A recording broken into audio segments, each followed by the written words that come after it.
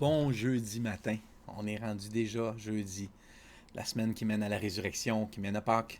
On a vécu plusieurs choses ensemble. On a regardé plusieurs choses ensemble que Jésus a vécu. L'angoisse, l'anxiété, la trahison, l'abandon, l'injustice, les méfaits. Et on a fait référence à plusieurs choses. Et si vous avez besoin d'informations dans les descriptions, dans le bas du vidéo, vous avez toutes les références et la chronologie, tout le matériel que je regarde aujourd'hui. Si jamais vous doutez de l'amour de Dieu, tournez vos regards vers la croix. Parce qu'on peut voir à travers chacune des étapes qu'est-ce que Jésus a vécu de manière injuste pour nous. Et j'avais dit qu'aujourd'hui, on regarderait ensemble les 6 procès. On va les survoler ensemble pour vous montrer un peu tout ce qui s'est passé. Dans le premier procès, on trouve dans Jean 18, c'est Jésus qui se fait interroger sur ce qu'il enseigne aux gens. Il est amené après l'arrestation qu'on a vue, après le jardin, il y a eu l'arrestation. Il est amené à la maison de Anne, qui est le beau-père de Caïphe, qui est l'ancien souverain sacrificateur. Et les accusations qu'on porte contre lui ont été montées de toutes pièces, espèce de manquer de respect envers Anne, parce que Jésus va lui poser la question, et il va lui dire, mais si j'ai dit quelque chose de mal, dis-le moi, tu sais. Et si j'ai dit quelque chose qui est pas mal, pourquoi est-ce que tu me frappes, tu sais. Et toutes ces charges-là qui ont été mises sur l'irrévérence, en fait, on pourrait appeler, envers Anne, mais ce procès-là était totalement illégal aussi, parce qu'il avait été tenu de nuit, encore une fois. Et finalement, il n'y a aucune charge qui est demeurée ou qui a été retenue contre lui. Il y a eu une violence, des méfaits. C'était ce type de procès, comme je vous avais dit, cette première partie juif et religieux, qui était vraiment axée sur la religion. On le déclare coupable d'avoir été irrévérencieux à Anne, en fait, qui n'a aucun lien. Dans le fond, pourquoi c'est pas grave, même si c'était le cas, mais ce n'est pas le cas. Mais il est déclaré coupable d'avoir été irrévérencieux envers Anne, et là, lui, il va décider de l'envoyer à Caïphe. Ça, c'est le deuxième procès qui se produit dans Jean 18, et on peut le voir aussi, mais principalement, le texte que je regarde aujourd'hui, c'est Matthieu 26, le verset 59 à 60.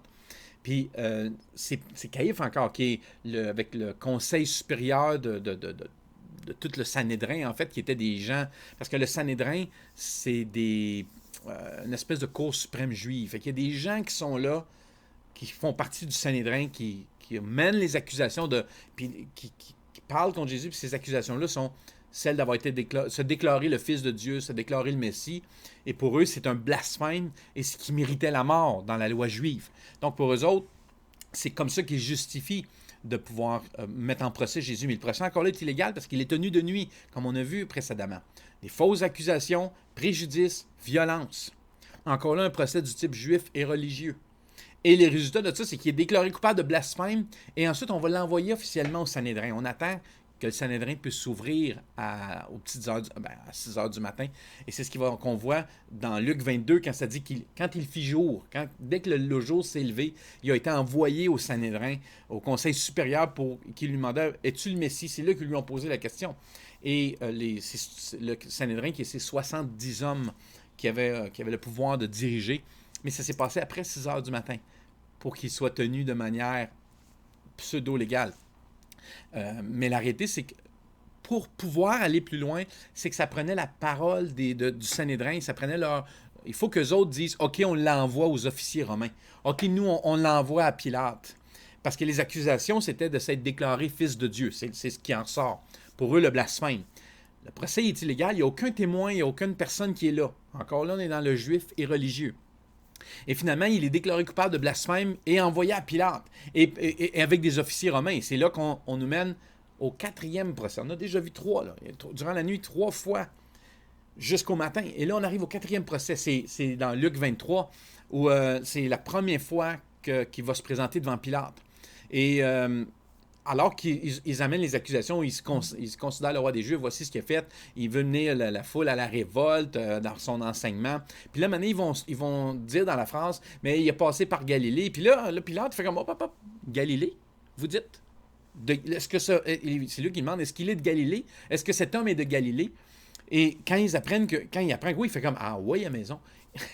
Il l'envoie à Hérode, parce qu'Hérode est celui qui est en charge, le tétrarque de Galilée à l'époque.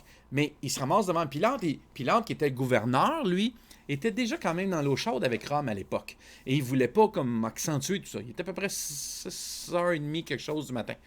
Donc, ces accusations-là sont passées de celui qui se déclare le Fils de Dieu rendu à trahison, révolte. Ils essaient de... il va amener la révolte au peuple. Donc, ces accusations sont changées puisque cette charge-là méritait la mort dans l'Empire romain. Donc, celui qui veut trahison ou révolte, c'était ce qui pouvait mériter la mort. Donc, Christ a été gardé en arrestation malgré le fait qu'il avait été innocenté, donc il n'y avait pas de charge contre lui. Ce type de procès-là est romain et civil à ce moment-là, parce que là, on sort du religieux pour aller vers le civil pour pouvoir justifier la mise à mort de Jésus. Et le résultat de ça, ben, il n'y a pas d'accusations qui sont portées. Il n'est pas déclaré coupable. En fait, Pilate va l'envoyer à Hérode Antipas à ce moment-là, toujours dans Luc 23. Et Hérode, lui, est super content de recevoir Jésus. Parce que lui, ce qu'il voulait, c'était une petite illusion, là, un petit truc comme j'ai mentionné hier. Il voulait un petit tour de magie. Il voulait que Jésus fasse un miracle. Il voulait que Jésus fasse quelque chose devant lui. Mais il y avait plein de questions. Mais ici, Hérode était... il n'a pas pu poser aucune accusation parce qu'il n'y avait rien à trancher pour lui. Le procès était illégal encore là parce qu'il n'y avait aucune raison de garder Jésus. Puis en fait, il faisait juste se moquer de lui dans la salle qui était là. Mais Jésus, ça dit que Jésus gardait silence. Il n'a pas rien dit. Encore là, on est dans le type romain et civil de type de procès. Puis le résultat de ça, c'est qu'ils l'ont maltraité, ils l'ont moqué.